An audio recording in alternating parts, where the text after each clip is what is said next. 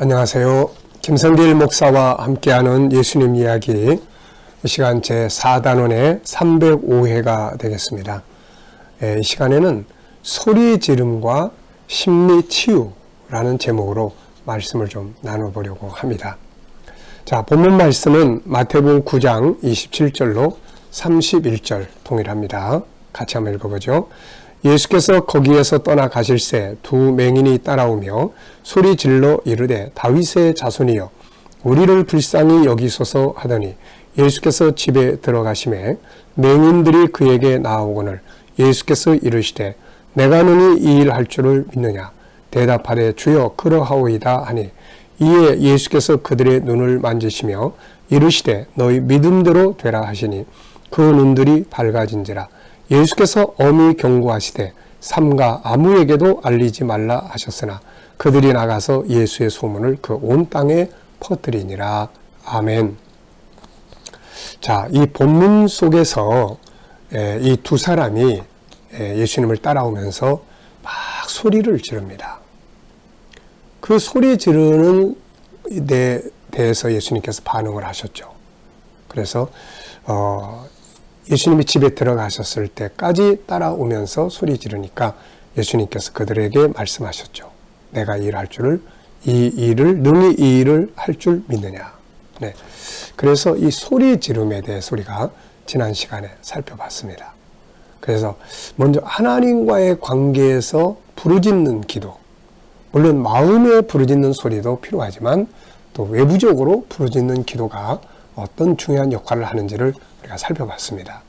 그러면서 이제 생각나는 것이 또 하나 있어요. 그게 뭐냐면은 심리치유예요. 이 소리 지르는 것과 심리치유. 제가 심리 상담을 이제 자주 하다 보니까 이렇게 심리 아픔을 가진 사람들에게 소리를 지르는 것이 굉장히 중요한 치유의 역할을 한다 하는 것을 발견하게 됐습니다. 그래서 이 시간에 이 부분을 좀 같이 이야기를 나누고 지나가야 되겠다 그런 생각이 들었습니다. 그래서 제목을 소리 지름과 심리 치유라는 좀 특이한 제목을 적어봤어요.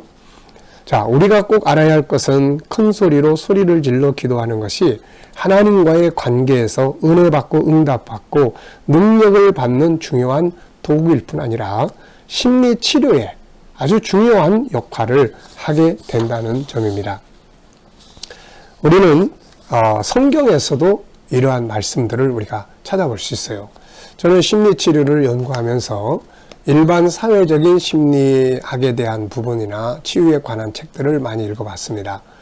그런데 나중에 이제 그러면서 보니까 우리가 이렇게 성경, 사람의 심리를 가장 잘 아는 분은 하나님이고 사람의 심리를 가장 잘 다룬 책은 성경이다.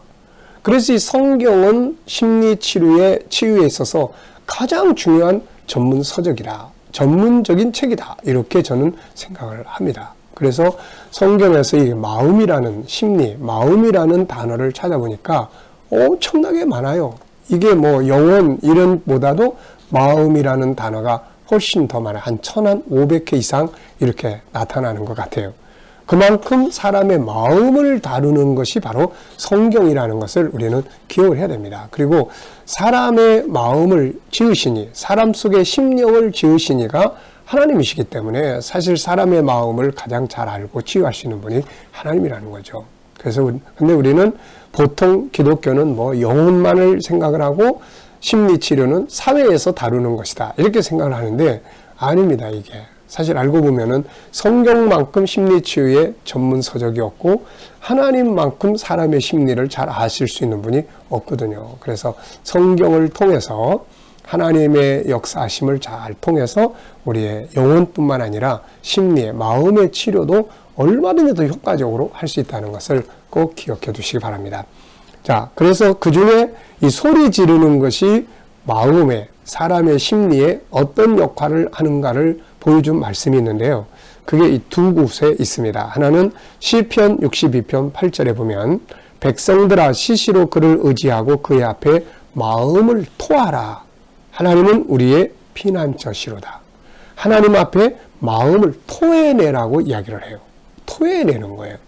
또 시편 32편 3절에는 내가 입을 열지 아니할 때에, 구번역에는 토설치 아니할 때, 내가 토해내지 아니할 때에 종일 신음함으로 내 뼈가 쇠하였도다. 아픈 마음은 뼈를 쇠하게 하는 것처럼 아프고 힘든 거죠. 참 마음 아프면 누구도 이해하지 못하는 경우가 많아요. 가족들도 왜 그래? 뭐 그런 걸 그렇게 힘들어해. 그냥 괜찮다고 그러고 지나가. 뭐 힘내. 근데 당사자는 안 그렇거든요, 이게. 당사자는 안 그래요. 그래서 가족 중에 누가 아픈 마음을 가지고 있으면은 가족들은 이 아픈 마음에 대해서 좀 공부를 해야 돼요, 이게. 그렇지 않고 툭툭 던지는 말이 상대방의 아픔을 더 강해지게 만드는 거거든요, 이게. 자, 입을 열지 아니할 때, 입을 열어서 속에 있는 것을 토해내지 않으니까 막 신음을 해요. 뼈가 막 쇠하는 아픔을 겪어요, 이게. 네. 그래서 그 앞에 마음을 토하라. 하나님 앞에 마음을 토해놓는 것, 이게 뭘까요? 일반적인 기도가 아니라 마음에 아픔을 쏟아놓는 것, 소리 지르는 거예요. 부르짖는 기도예요. 32편에서는 속에 있는 것을 토해내지 않을 때 신음함으로 뼈가 쇠한다고 말씀하고 있습니다. 심리질병의 핵심은 아픔이 마음에 쌓여 있는 것입니다. 서운한 마음, 분노, 좌절, 절망, 미움, 실망감, 상실감, 여러 가지 상처들이 안에서 막 쌓여 있는 거예요, 이게. 이 쌓여서 깊어지면 이게 막 속이 썩는 거예요. 그래서 이게 마음의 병이 됩니다. 그러므로 우리는 이런 것들을 안에다가 쌓아놓으면 안 되는 거예요. 이걸 밖으로 쏟아내야 됩니다, 이게. 그래서 상담자에게 안에 있는 것들을 상담을 통해서 토해놓는 것도 좋은 방법이고, 스스로 산이나 밖에 나가서 막 소리를 질러서 뭐 자기를 힘들게 했던 사람들에 대한 뭐 욕을 하든지 뭘 하든지 하여튼 토해내서 쏟아놓는 것도 좋은 방법이고, 그래서 심리 치료를 할 때 이런 방법들을 가끔 사용하기도 합니다. 그런데 제가 경험하고 겪어본 바로는 그 중에서 가장 좋은 방법은 소리 질러서 하나님 앞에 부르짖어 기도하는 거예요. 소리를 지른다는 건 내 안에 있는 것들을 쏟아낸다는 말이거든요. 토해내는 거예요. 자기 혼자 밖에 가서 소리 지르는 것도 좋은 방법이지만 문제점은 공감자가 없는 거예요. 공감자. 속은 수련한 것 같은데 공감자가 없어요. 그래서 이게 오래 못 가요. 그래서 이것보다 좋은 방법은 상담자에게 이야기하는 거죠. 그리고 상담자 앞에서 자기 속에 아픈 마음을 다 쏟아놓는 거예요. 이때는 상담자의 공감을 얻기 때문에 효과가 좀 더 큽니다. 그런데 더 좋은 방법, 가장 최고의 방법은 하나님 앞에 토해놓는 거예요. 왜냐하면 하나님은 공감하실 뿐 아니라 치유의 감동과 은혜를 주신단 말이에요, 이게. 그러니까 우리가 밖에 나가가지고 쏟아내는 거는 속은 시원한데 공감자가 일단 없어요. 상담자에게 속에 있는 걸 다 말하고 쏟아놓을 때는 공감자는 있는데 나에게 이걸 감동을 주고 은혜를 주고 그래서 치유의 길로 가기가 쉽지가 않아요, 이게. 그래서 정말로 중요한 이 쏟아놓아야 될 자리는 하나님 앞이에요. 하나님 앞에. 하나님 앞에 막 소리 지르고 그 하나님이 믿어지고 안 믿어지고는 다음 문제고 일단 내를 치료하기 위해서 그렇게 하는 거죠. 저 역시 이런 방법을 종종 사용을 합니다. 금요 기도회 때는 보통 우리가 소리 많이 지르잖아요. 주여 하고 요즘 코로나 때문에 많이는 못하지만 그래도 우리가 소리 지르면서 막 엄청 기도를 합니다.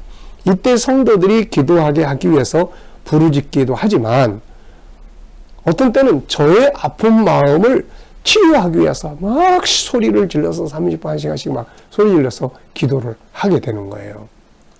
자, 힘을 쏟아서 소리를 질러 부르짖고 나면 그 다음에 어떤 현상들이 오냐면은 힘이 쫙 빠져요, 일단. 막 힘을 다 쏟아냈어요. 근데 마음에 평안해요. 막 속상했던 거, 아픈 것들 편안해요. 그리고 막 눈물이 나와요. 때로는 그걸 해서 찬송이 막 나옵니다. 아팠던 마음들이 치유가 되는 거예요.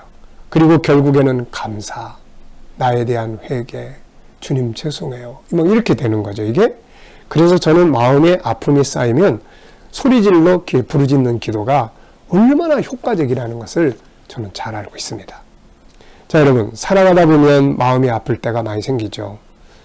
있는 것들이 다 사라질 때 아픈 마음이 생기고, 서운한 일을 만날 때, 배신을 당할 때 마음이 아파지고, 때로는 나 자신의 초라함을 느낄 때 아픔이 생기고, 때로는 하던 일들이 실패할 때도 아픔이 생기고, 받았던 상처들이 아픔을 갖게 하고, 무시당할 때 마음에 아픔이 생기게 돼요. 마음의 아픔을 신속히 치료하지 않으면 이게 점점 악화돼서 삶을 망가뜨리게 돼요. 너무 아파서 아예 어디론가 가버리고 싶어질 때도 있고, 삶을 포기하고 싶을 때도 있는 거죠. 다윗 같은 사람도 이런 아픔이 참 많았어요. 그래서 그의 고백 중에 하나를 보면 이런 내용이 나와요. 시편 55편 4절. 내 마음이 내 속에서 심히 아파하며 사망의 위험이 내게 이르렀도다. 두려움과 떨림이 내게 이르고 공포가 나를 덮었도다. 나는 말하기를 만일 내게 비둘기같이 날개가 있다면 날아가서 편히 쉬리로다. 내가 멀리 날아가서 광야에 머무르리로다.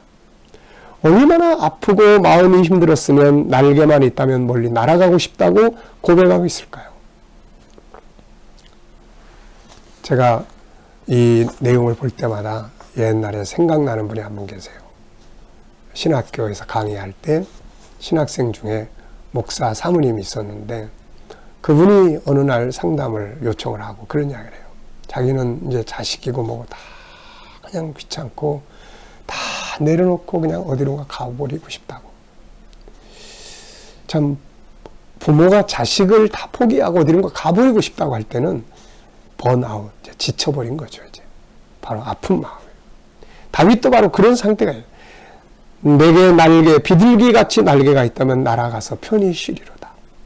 내가 멀리 날아가서 광야에 머무리로다. 얼마나 아프고 힘들었으면 이런 말을 했을까요? 그런데 이때 그가 했던 것은 뭘까요? 소리 질러서 하나님 앞에 소리를 막 질러서 부르짖는 일이었어요. 그래서 하나님께 부르짖고 난 다음에 그는 이렇게 고백을 합니다. 시편 30편 2절을 보면 여호와 내 하나님이여 내가 주께 부르짖음에 나를 고치셨나이다. 여호와여 주께서 내 영혼을 스올에서 끌어내어 나를 살리사 무덤으로 내려가지 아니하게 하셨나이다. 죽음의 위기, 아픔의 위기에서 건져내고 고친 것은 부르짖는 소리였어요. 막 부르짖는 거예요. 하나님. 네. 부르짖음은 아픈 마음을 치료하는 특효약입니다. 일단 마음의 아픔이 쌓이지 않도록 해야 하죠. 그렇게 하기 위해서는 안에 있는 아픔을 밖으로 토해내야 합니다. 아픈 마음이 딱 쌓이면, 생기기 시작하면 일단 이렇게 해보세요. 밖에 나가서 혼자서 산이나 들에 가서 막 소리 지르는 것도 좋은 방법이에요. 근데 여기는 공감자가 없다는 게 조금 약점이에요. 때로는 밖에 나가서 꽃들이나 나무들과 대화를 통해서 대화하는 것도 도움이 되고, 때로는 상처를 준 당사자에게 아픔을 말하는 것도 또 방법이고, 때로는 상담자와 대화하는 것도 도움이 돼요. 혼자 가만히 있지 말고. 그런데 정말 가장 큰 치유가 되는 것은 하나님 앞에서 막 소리질러 부르짖는 겁니다. 공감, 이해도 되지만 치유의 은혜와 감동이 오기 때문에 그런 것입니다. 마음 아프지 말고 모두가 다 평안하게 아름답게 행복하게 살 수 있기 바랍니다. 이 시간 말씀 여기서 마치겠습니다. 감사합니다.